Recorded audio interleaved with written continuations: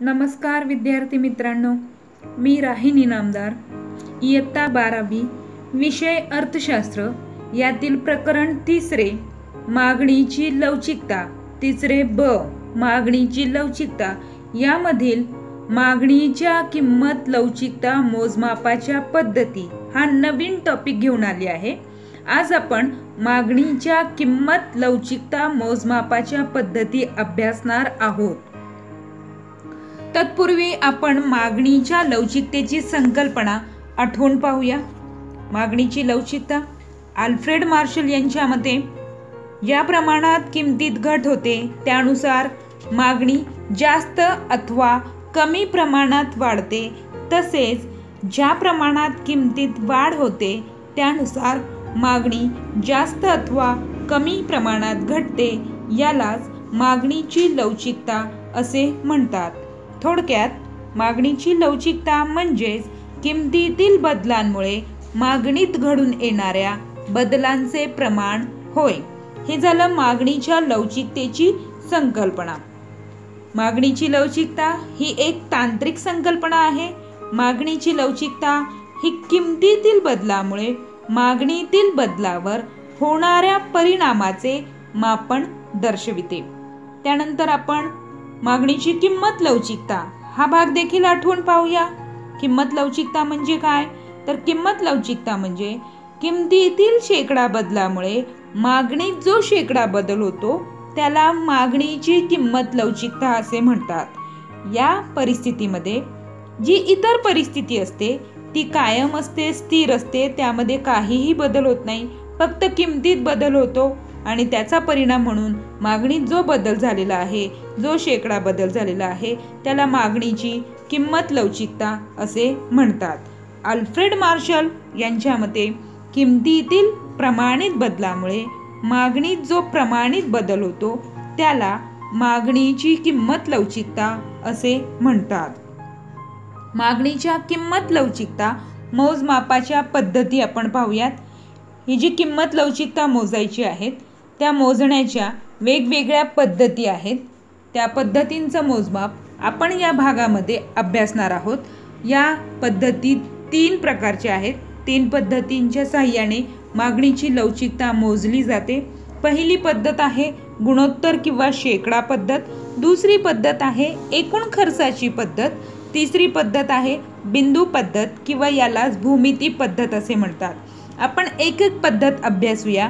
पहिली पद्धत गुणोत्तर पद्धत, यालाच शेकडा पद्धत किंवा शेकडेवारी पद्धत असे देखील म्हटले जाते.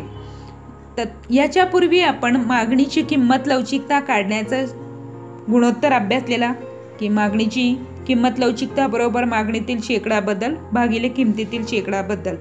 नेमकं तेच सूत्र या ठिकाणी अभ्यासून आपण मागणीची लवचिकता मोजण्यासाठी गुणोत्तर पद्धतीचा वापर करू शकतो. मागणीची लवचिकता मोजण्याच्या गुणोत्तर पद्धतीलाच गणितीय किंवा शेकडेवारी पद्धत असे देखील म्हटले जाते. ही पद्धत डॉक्टर मार्शल यांनी विकसित केली आहे. या पद्धतीमध्ये मागणीतील शेकडा बदलाला किमतीतील शेकडा बदलाने भागाकार करून मागणीची लवचिकता मोजली जाते. शेकडेवारी पद्धतीला प्रमाणित पद्धत असे देखील म्हटले जाते. लक्षात ठेवायचं, गुणोत्तर पद्धत आणि शेकडेवारी पद्धत एकच आहेत. गुणोत्तर पद्धतीला गणितीय पद्धत किंवा शेकडेवारी पद्धत म्हणतात, त्याप्रमाणेच प्रमाणित पद्धत असेही म्हटले जातात. ही जी पर्यायी शब्द आहेत हे पर्यायी शब्द लक्षात ठेवायचे. वस्तुनिष्ठ प्रश्नांमध्ये ह्या माहितीचा उपयोग होतो. ठीक आहे. मग आता हा भाग आपण पूर्वी अभ्यासलेलाच आहे, त्याच्यामुळे अडचण येणार नाहीत. आतापर्यंत आपण काय सुरुवात केली?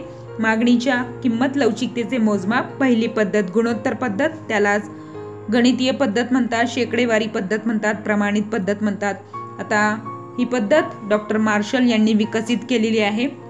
त्यांनी काय सांगितलेलं आहे की मागणीतील शेकडा बदलाला किमतीतील शेकडा बदलाने भागाकार दिल्यानंतर गुणोत्तर पद्धत प्राप्त होते. मग मागणीची लवचिकता बरोबर सूत्र काय असेल त्याचं? मागणीची लवचिकता बरोबर मागणीतील शेकडा बदल भागिले किमतीतील शेकडा बदल. सूत्र पाहूया या ठिकाणी. ईडी म्हणजेच काय? इलॅस्टिसिटी ऑफ डिमांड म्हणजेच मागणीची लवचिकता. डेल्टा क्यू म्हणजेच मागणीतील बदल, मूळ मागणीमध्ये होणारा बदल भागिले क्यू. पुन्हा भागाकार दिलेला आहे डेल्टा पी भागिले पी, म्हणून त्याचं त्या ठिकाणी रूपांतर बघा. या ठिकाणी भागाकारला जर गुणाकार केलं तर काय होईल, ईडी बरोबर डेल्टा क्यू भागिले क्यू गुणिले पी अपॉन म्हणजेच पी भागिले डेल्टा पी. या ठिकाणी पहा क्यू म्हणजे काय आहे, मूळ मागणी. डेल्टा क्यू म्हणजे मागणीतील बदल, पी म्हणजे वस्तूंची मूळ किंमत आणि डेल्टा पी म्हणजे किमतीतील बदल. अशा प्रकारे हे सूत्र या ठिकाणी लक्षात ठेवायचं आहे. ते सूत्र आपण सोडून पाहूया.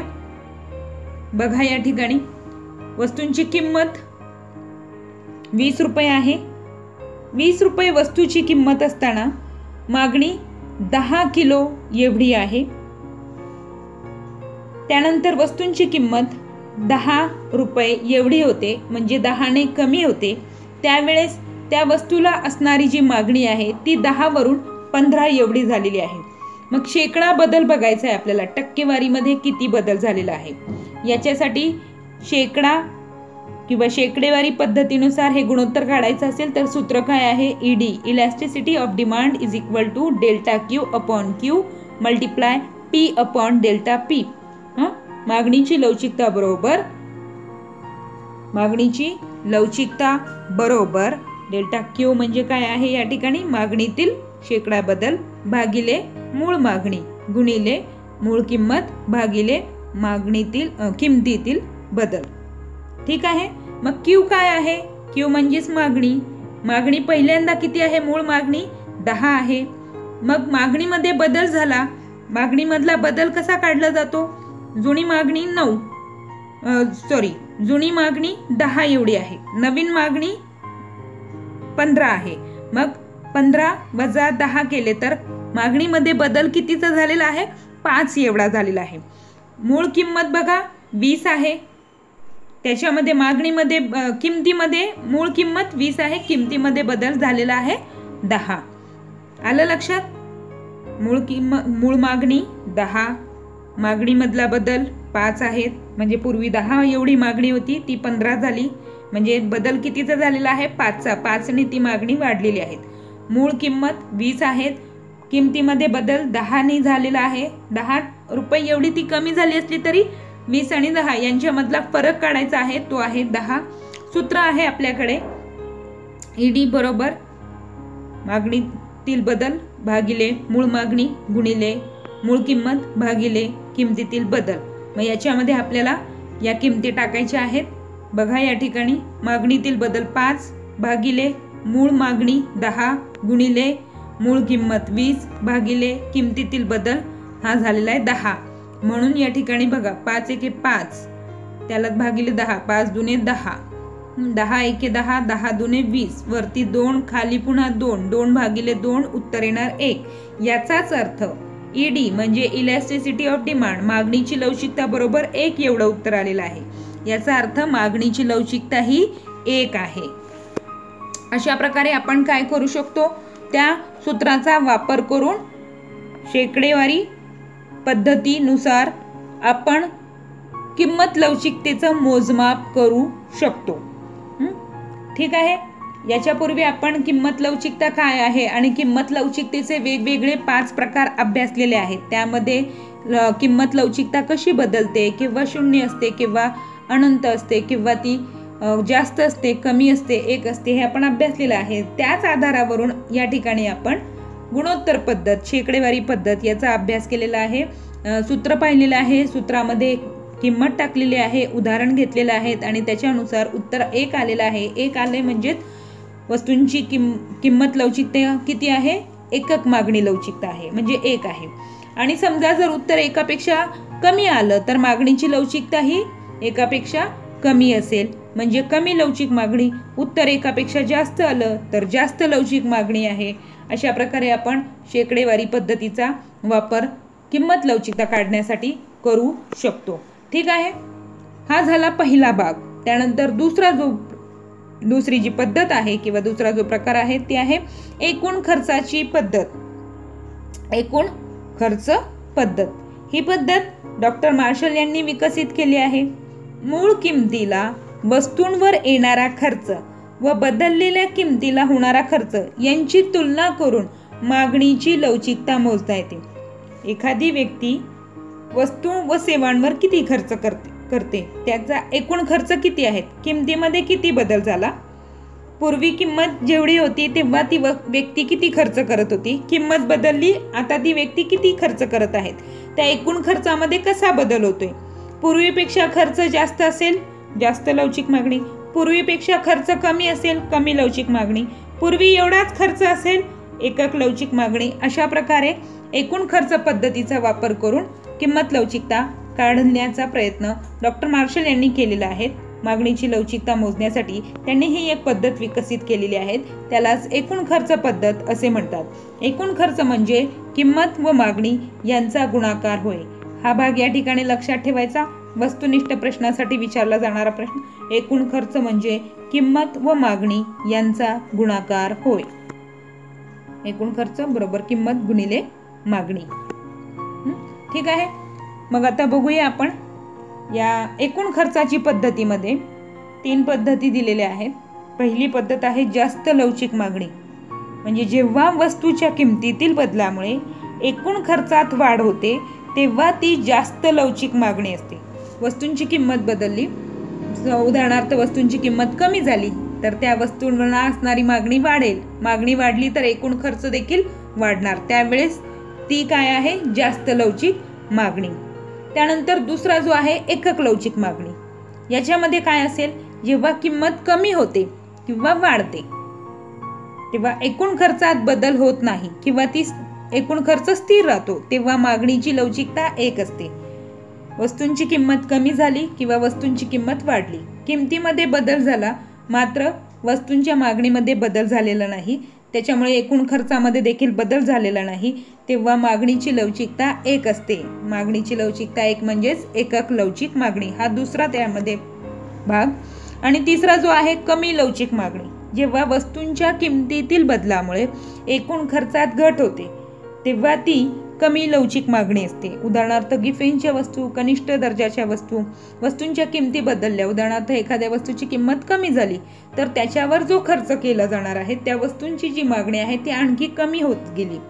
एकूण खर्च हा कमी झाला तर तेव्हा ती कमी लवचिक मागणी असते. हे आपण उदाहरणाद्वारे किंवा पुढील तक्त्याद्वारे स्पष्ट करून पाहूया.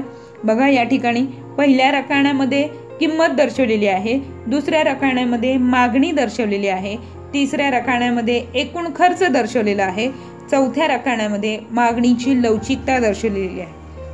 मागणीची लवचिकता दर्शवलेली आहे. आता या ठिकाणी पहा, या वस्तूंची किंमत सुरुवातीला 10 रुपये आहे तेव्हा मागणी 6 किलोची आहे. मग एकूण खर्च कसा काढायचा हे आपण पाहिलेलं. एकूण खर्च बरोबर किंमत गुणिले मागणी. मग 6 गुणिले 10 करायचे तर एकूण खर्च किती येणार, 60 येणार. मग वस्तूंची किंमत वाढली, 10 वरून 20 झाली. वस्तूंची किंमत वाढली म्हणून मागणी कमी झाली, 6 वरून ती 5 वर आली. त्यावेळेस एकूण खर्च काय झाला, 20 गुणिले 5 म्हणजे तरी देखील वस्तूंची किंमत एवढी जास्त वाढलेली आहे की एकूण खर्च हा वाढलेला आहे 100. वस्तू कमी आल्यात परंतु खर्च तरी देखील जास्त झालेला आहे. एकूण खर्च 100. पूर्वी किती होता एकूण खर्च 60, आता तो झालेला आहे 100. म्हणजेच मागणीची लवचिकता एकापेक्षा जास्त आहे. Elasticity of demand is greater than 1. आला हा भाग लक्षात. आता या वस्तूकडे आपण वळूया. या वस्तूमध्ये या ठिकाणी पहा, 30 एवढी वस्तूंची किंमत असेल त्यावेळेस वस्तूंना मागणी 4 एवढी आहे. 30 एवढी वस्तूंची किंमत असेल त्यावेळेस वस्तूंची जी मागणी किलोमध्ये आहे ती 4 किलो आहे. मग एकूण खर्च कसा काढतो आपण, 30 गुणिले 4 करणार म्हणजे एकूण खर्च येईल 120 रुपये. आता या वस्तूंची जी किंमत आहे ती 30 वरून 40 झाली. 40 झाली तर मागणी किलोमध्ये ती कमी होईल, ती 3 किलो झाली. मग 40 गुणिले 3 केलं तर उत्तर काय येईल? 120. बघा या ठिकाणी हे पण 120, हे पण 120, म्हणजे एकूण खर्च दोन्ही ठिकाणी समान आहेत. किंमत बदलण्यापूर्वी देखील 120 एवढा खर्च होता, किंमत बदलल्यानंतरही 120 एवढा, म्हणजे या ठिकाणी एकूण खर्च कसा आहे? समान आहे. म्हणून एकक लवचिक मागणी ईडी म्हणजे elasticity of demand is equal to 1. ED बरोबर 1. आला हा दुसरा भाग लक्षात. या ठिकाणी पूर्वीचा खर्च, नवीन खर्च याच्यामध्ये काहीही फरक नाहीत. पहिल्या ठिकाणी आपण पाहिलं पूर्वी 60 एवढा खर्च होता, तो किंमत बदलल्यामुळे, किंमत वाढल्यामुळे तो 100 एवढा झाला, म्हणजेच एकापेक्षा जास्त झालेला आहे. ठीक आहे. त्याच्यानंतर आपण पाहूया ई या वस्तूंच्या मध्ये वस्तूंची किंमत 50 रुपये असेल तर मागणी 2 किलो एवढी होणार, आणि या 50 रुपये किमतीने 2 वस्तूंची जर किंमत काढली, एकूण खर्च काढला तर तो होईल 100. त्याच्यानंतर किंमत वाढली, ती 60 झालेली आहे, 10 रुपयाने वाढली, तर मागणी 1 किलोने कमी होईल, म्हणजेच वस्तूंना मागणी 1 किलोची असेल, किंमत असेल, एकूण खर्च असेल 60. म्हणजे पूर्वी 100 रुपये खर्च होत होता, आता 60 रुपये खर्च होतो, म्हणजेच खर्च कमी झालेला आहे. म्हणून त्याला म्हणायचं एकापेक्षा कमी, म्हणजे कमी लवचिक मागणी किंवा ईडी लेस दॅन 1, एकापेक्षा कमी मागणीची लवचिकता. हा भाग आला लक्षात या ठिकाणी. अशा प्रकारे या ठिकाणी आपण तक्त्याच्या मार्फत एकूण खर्च पद्धत काय आहे ते अभ्यासलेलं आहे. याच्यामध्ये अ मध्ये आपण एकापेक्षा जास्त लवचिक मागणी, आ मध्ये आपण एकक लवचिक मागणी आणि ई मध्ये आपण कमी लवचिक मागणी कशी येते, एकूण खर्चावरती कशी अवलंबून असते ते पाहिलेलं आहे. एकूण खर्च हा नेहमी वस्तूंची किंमत आणि त्याला असणारी मागणी यांचा गुणाकार करून एकूण खर्च काढला जातो. एकूण खर्च जास्त असेल जास्त लवचिक मागणी, एकूण खर्च तेवढाच असेल पूर्वी इतकाच असेल तर एकक लवचिक मागणी, एकूण खर्च पूर्वीपेक्षा कमी झाला असेल तर एकापेक्षा कमी लवचिक मागणी. पुढे वळूया आपण आता. तर आता तिसरी पद्धत आपण पाहूया. तिसरी जी पद्धत आहे ती आहे बिंदू पद्धत. यालाच भूमिती पद्धत असे देखील म्हणतात. प्राध्यापक मार्शल यांनी मागणीची किंमत लवचिकता मोजण्याची आणखी एक पद्धत विकसित केली आहे. या पद्धतीलाच बिंदू पद्धत किंवा बिंदू पद्धत किंवा भूमिती पद्धत असे म्हटले आहे. कारण गुणोत्तर किंवा खर्च पद्धतीत आपण मागणी वक्राच्या एखाद्या बिंदूवर मागणीची लवचिकता मोजू शकत नाहीत. गुणोत्तर पद्धतीमध्ये आपण सूत्राचा वापर केलेला आहे, खर्च पद्धतीमध्ये आपण एकूण खर्च काढलेला आहे. त्यामध्ये मागणीचा जो वक्र आहे त्या वक्रावर आपण एखाद्या विशिष्ट बिंदूवर असू तर त्या ठिकाणी किंमत लवचिकता किती आहे, त्या मागणीची लवचिकता किती आहे ही मोजता येणार नाही. त्याच्यासाठी विकसित केलेली ही बिंदू पद्धत किंवा भूमिती पद्धत होय. बिंदू पद्धतीचे सूत्र पहा. बिंदूची मागणी लवचिकता बरोबर मागणी वक्रावरील बिंदूपासूनचे खालील अंतर, मागणी वक्रावरील बिंदूपासूनचे खालील अंतर भागिले मागणी वक्रावरील बिंदूपासूनचे वरील अंतर. म्हणजे मागणी वक्र कसा असतो ते आपण शिकलेलो आहोत. मागणी वक्र हा डावीकडून उजवीकडे खालच्या बाजूला सरकणारा असतो. त्या मागणी वक्रावर कोणताही बिंदू जर आपण घेतला तर त्या विशिष्ट बिंदूपासून श अक्षापर्यंतचे अंतर हे खालील अंतर असेल आणि त्या विशिष्ट बिंदूपासून य अक्षापर्यंतचे अंतर हे वरील अंतर असेल. त्यांचा भागाकार करून आपण बिंदूंची मागणी लवचिकता काढू शकतो. बिंदू पद्धत 2 पद्धतीने स्पष्ट केली जाते. एक म्हणजे रेषीय मागणी वक्र आणि दुसरा म्हणजे अरेखीय मागणी वक्र. पहिलं आपण स्पष्टीकरण घेऊया. रेषीय मागणी वक्र. रेषीय मागणी वक्र आपण डायरेक्ट त्या ठिकाणी आकृतीच्या आधारे स्पष्ट करूयात. बिंदू पद्धत, रेषीय मागणी वक्र. सूत्र आपण पाहिलेलं आहे की उदाहरणार्थ एखाद्या विशिष्ट बिंदूवरची आपल्याला मागणीची लवचिकता काढायची असेल तर त्या विशिष्ट बिंदूपासून मागणी वक्राचे खालील अंतर भागिले त्या विशिष्ट बिंदूपासून मागणी वक्राचे वरील अंतर हे त्याचं सूत्र आहे. या सूत्राच्या आधारेच आपण बिंदू पद्धतीची आकृती काढून रेषीय मागणी वक्र स्पष्ट करूयात. या ठिकाणी बघा, अक्ष आहे. अक्ष अक्षावर मागणी दर्शवलेली आहे. अय अक्ष आहे. अय अक्षावर किंमत दर्शवलेली आहे. क ब हा मागणी वक्र, त्याला आपण म मागणी वक्र असं देखील म्हणू शकतो. क ब इथपर्यंत मागणी वक्र काढलेला आहे. या ठिकाणी हा जो पहिला बिंदू दाखवलेला आहे त्याला म नाव दिलेलं आहे. कंसामध्ये elasticity of demand is equal to infinitive. म्हणजेच काय आहे की या बिंदूवर मागणीची लवचिकता ही अनंत असणार आहे. बघा या ठिकाणी क च्या य अक्षावर तो बिंदू असेल, म्हणजेच या ठिकाणी मागणी बदलत जाणार आहे.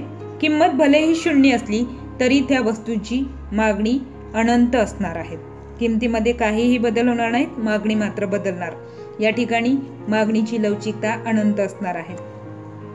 त्यानंतर हा जो भाग आहे त्या ठिकाणी सूत्रानुसार जर आपण पाहिलं, म1 हा जो बिंदू आहे त्याच्या खालचं अंतर बघा, श अक्षापर्यंतचं अंतर बघायचं आहे. तिथपर्यंतचं अंतर म1 बिंदूपासून ब पर्यंतचं अंतर हे जास्त आहे. म1 पासून म पर्यंतचं अंतर हे कमी आहे. गुणोत्तर तर तसंच आहे, त्याचं सूत्र तसंच आहे की मागणीची लवचिकता बरोबर म1 बिंदूपासून मागणी वक्राचे खालील अंतर भागिले म1 बिंदूपासून मागणी वक्राचे वरील अंतर. मग याच्यामध्ये आपल्याला कोणतंही अंकामध्ये माहिती न टाकता देखील आपण त्या अंदाजानुसार सांगू शकतो की म1 ते ब1 हे अंतर जास्त आहे, म्हणजे ही जास्त लवचिक मागणी आहे. म्हणून कंसात लिहिलंय बघा, ईडी इज ग्रेटर दॅन 1. मागणीची लवचिकता एकापेक्षा जास्त आहे. त्यानंतर बघा बरोबर मधोमध तिसरा बिंदू आलेला आहे, त्या ठिकाणी म2 कंसात ईडी बरोबर 1. बघा या ठिकाणी म2 ते ब हे अंतर आणि म2 ते म हे अंतर समान असेल तर मागणीची लवचिकता 1 येईल. त्यानंतर चौथा बिंदू आहे, त्या ठिकाणी म3 हे नाव दिलेलं आहे. म3 कंसामध्ये दिलेलं आहे ईडी लेस दॅन 1, म्हणजे कमी लवचिक मागणी. बघा म3 ते ब हे अंतर कमी आहे. म3 ते वरच्या बाजूला य अक्षाकडे म पर्यंतचं किंवा क पर्यंतचं अंतर, म3 ते क अंतर हे जास्त आहे, म्हणून या ठिकाणी ही कमी लवचिक मागणी आहे. आला हा भाग लक्षात. आणि जो क्ष अक्षावर जो शेवटचा बिंदू आहे, पाचवा जो बिंदू आहे, तो आपल्याला दाखवतोय की या ठिकाणी मागणीची लवचिकता 0 आहे, म्हणजे ताठर मागणी. किमतीमध्ये कितीही बदल झाला तरी मागणी ही 0च असेल, कारण की ते श अक्षावर आहे. श अक्षावर 0 बिंदू लागतो, तर या ठिकाणी 0 आहे म्हटल्यानंतर मागणीमध्ये 0 बदल होणार. किंमत कितीही वाढली किंवा कितीही कमी झाली तर म4 आपल्याला ताठर मागणी दाखवतो. म हा बिंदू आपल्याला अनंत मागणी दाखवतो. बरोबर जो मधोमध बिंदू आहे म2 तो आपल्याला एक लवचिक मागणी दाखवतो. म1 आपल्याला जास्त लवचिक मागणी दाखवतो. म3 आपल्याला कमी लवचिक मागणी दाखवित असतो. हे जे आहे क ब हे मागणी वक्र आहे ते 8 सेंटीमीटर आहे. क ब हे अंतर किती आहे? 8 सेंटीमीटर आहे. आता बघूया आपण म2 या बिंदूवर मागणीची लवचिकता किती आहे ते काढायची आहे. उदाहरणार्थ म2 या बिंदूवर मागणीची लवचिकता आपल्याला काढायची आहे. मग म2 या बिंदूवर मागणीची लवचिकता बरोबर म2 म4 एवढं अंतर भागिले म2 म हे एवढं अंतर येणार आहे. ठीक आहे. बिंदू पद्धतीचे सूत्र पाहूया आपण. बिंदूची मागणी लवचिकता बरोबर मागणी वक्रावरील बिंदूपासूनचे खालील अंतर भागिले मागणी वक्रावरील बिंदूपासूनचे वरील अंतर. म2 या बिंदूवर मागणीची लवचिकता बरोबर म2 बिंदूपासून मागणी वक्राचे खालील अंतर म2 बिंदूपासून मागणी वक्राचे वरील अंतर. ठीक आहे. त्या ठिकाणीच म2 या बिंदूवर मागणीची लवचिकता म2 म4 म2 म म्हणजेच हे दोन्ही अंतर समान येईल. हेच आपण आकृतीच्या आधारे पुन्हा पाहूया. म2 या बिंदूवरील मागणीची लवचिकता अभ्यासूयात.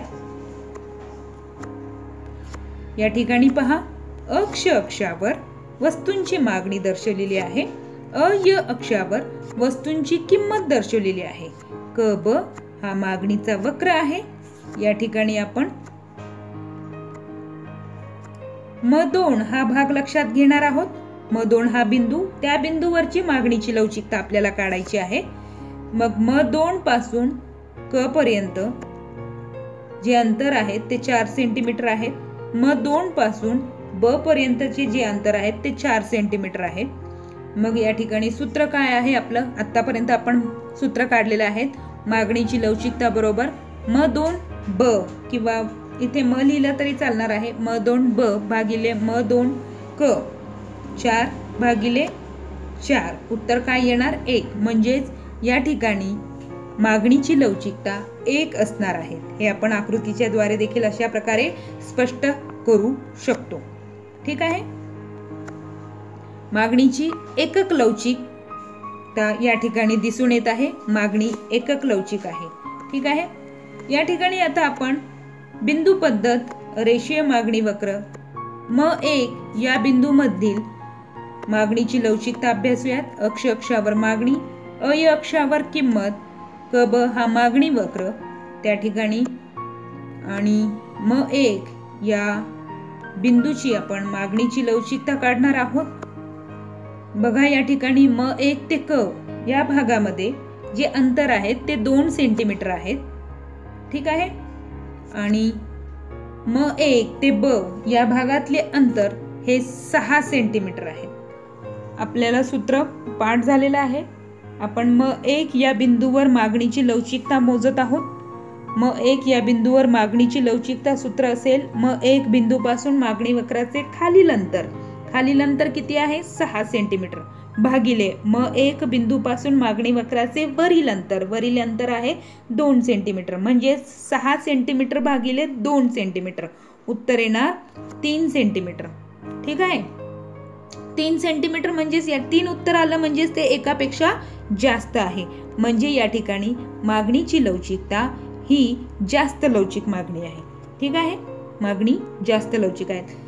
हे संख्या न टाकून देखील आपण मागणी वक्राच्या आधारे त्या बिंदूपासून ते अंतर घेऊन देखील आपण काढू शकतो. या ठिकाणी फक्त अंतरच घ्यायचे, सूत्रच ती आहे बघा. म1 या बिंदूवर मागणीची लवचिकता ही आपल्याला काढायची आहे. तर सूत्र काय आहे, म1 बिंदूपासून मागणी वक्राचे खालील अंतर काय आहे म1 ब, बरोबर, आणि भागिले म1 बिंदूपासून मागणी वक्राचे वरील अंतर काय आहे म1 क. मग म1 ब हे अंतर तुम्ही फक्त डोळ्यांनी जरी पाहिलं तर ते अंतर म1 क च्या तुलनेमध्ये जास्त आहे. मग जास्त अंतर आहे म्हटल्यानंतर ही जास्त लवचिक मागणी आहे. हा एवढा सोपा भाग या ठिकाणी आहे. म1 म्हणजेच जास्त लवचिक मागणी. त्यानंतर आपण पुढचा भाग घेऊया, ते म्हणजे म3 या बिंदूमध्ये आपण मागणीची लवचिकता पाहूया. म3 या बिंदूवर मागणीची लवचिकता, अक्ष अक्षावर मागणी आहे, अय अक्षावर किंमत आहे, क ब हा मागणी वक्र आहे, आणि म3 या बिंदूमध्ये आपल्याला मागणीची लवचिकता काढायची आहे. त्या ठिकाणी सूत्र काय असेल, म3 या बिंदूवर मागणीची लवचिकता बरोबर म3 बिंदूपासून मागणी वक्राचे खालील अंतर भागिले म3 बिंदूपासून मागणी वक्राचे वरील अंतर. बघा म3 पासून म3 ब हे अंतर 2 सेंटीमीटर आहे, तर म3 क हे अंतर 6 सेंटीमीटर आहे. मग जे म3 ब आहे ते अंतर कमी आहे, म3 क हे अंतर जास्त आहे. या ठिकाणी 2/6 होणार. 2/6 केल्यानंतर उत्तर येणार 0.33, म्हणजे एकापेक्षा देखील उत्तर कमी आलेलं आहे. एकापेक्षा कमी उत्तर आलं म्हणजे ती मागणी कमी लवचिक मागणी आहे. मागणी कमी लवचिक आहे. ठीक आहे. अशा प्रकारे आपण काय पाहिलेलं आहे, जास्त लवचिक मागणी, एकक लवचिक मागणी आणि कमी लवचिक मागणी. ठीक आहे. या ठिकाणी बघा आता अक्ष अक्षावर मागणी आहे, अय अक्षावर किंमत आहे, क ब हा मागणी वक्र आहे. क ब या मागणी वक्रावर जो क च्या ठिकाणी म हा बिंदू आहे, तो म बिंदू मागणीची लवचिकता अनंत दर्शवित आहेत. अनंत किंवा संपूर्ण लवचिक मागणी म्हणजे किंमत 0 असताना, किमतीमध्ये काहीही बदल होत नसताना मागणीमध्ये अनंत बदल होणार. म्हणून हा जो बिंदू आहे तो अनंत लवचिक मागणी दर्शवितो. क बिंदूवर मागणीची लवचिकता अनंत आहे, कारण वरील अंतर 0 आहे. 0 भागिले कोणतीही संख्या लिहिली तर त्या ठिकाणी उत्तर अनंतच येणार आहेत. येथे संपूर्ण लवचिक मागणी आहे. ठीक आहे. आता बघा म4 या ठिकाणी ईडी बरोबर 0 म्हणजे elasticity of demand is equal to 0. या ठिकाणी मागणी 0 आहे. श अक्षावर आहे ना, ते श अक्षावर 0 आहे. मग मागणी 0 आहे आणि किमतीमध्ये कितीही बदल झाला तरी मागणीमध्ये काहीही बदल होणार नाही. म्हणून ब बिंदूवर मागणीची लवचिकता 0 आहे, कारण खालील अंतर 0 आहे. येथे संपूर्ण अलवचिक मागणी आहे. त्याच्या खाली काही अंतरच नाहीये, वरती भरपूर अंतर आहेत. म्हणून या ठिकाणी मागणी ताठर राहणार आहेत. त्याच्यामध्ये काहीही बदल होणार नाहीत. रेषीय मागणी पद्धत आपण पाहिलेली आहे. आता आपण अरेखीय मागणी वक्र अभ्यासणार आहोत. अरेखीय मागणी वक्र अभ्यासताना पुढील सूत्र लक्षात घ्यायचे आहेत. ते आहे मागणी किंमत लवचिकता. मागणीची किंमत लवचिकता बरोबर मागणी वक्रावरील बिंदूपासूनचे खालील अंतर भागिले मागणी वक्रावरील बिंदूपासूनचे वरील अंतर. तसंच सूत्र आहे जे रेषीय मागणी वक्रामध्ये आपण पाहिलेलं आहे. तसंच सूत्र आहे, फक्त या ठिकाणी एक कर्व येणार आहे. तो कर्व त्याच्या खालील अंतर आणि वरील अंतर आपल्याला बघायचं आहे. त्या कर्वाच्या मधोमध जे बिंदू असेल ते असेल स, म्हणून स ब भागिले स क हे समान अंतर असेल, त्यावेळेस येईल एकक लवचिक मागणी. हे सूत्र आपण पुढील आकृतीच्या द्वारे स्पष्ट करून पाहूया. तुम्हाला चांगल्या प्रकारे ते लक्षात येईल. बघा या ठिकाणी आपण आता बिंदू पद्धतीमध्ये अरेखीय मागणी वक्र अभ्यासत आहोत. त्यामध्ये अक्ष आपण घेणार आहोत. त्या अक्षावर मागणी आहे, अय अक्षावर किंमत आहे. क ब हा आपला मागणी वक्र असेल, त्याच्यावर हा वक्र आहे बघा. त्या वक्राला म असं आपण नाव देणार आहोत. तो मागणी वक्र म हा मागणी वक्र स या बिंदूमध्ये छेदत आहेत. मग त्या स बिंदूपासून ब बिंदूपर्यंत हे खालचं अंतर घ्यायचं आणि स बिंदूपासून क बिंदूपर्यंत हे वरचं अंतर घ्यायचे. म्हणून त्या ठिकाणी आपण आधी पाहिलेलं की स ब भागिले स क करायचे. मग आता या ठिकाणी स ब आणि स क हे अंतर तर समान आहे, म्हणून मागणीची जी लवचिकता आहे ती 1 येणार आहे.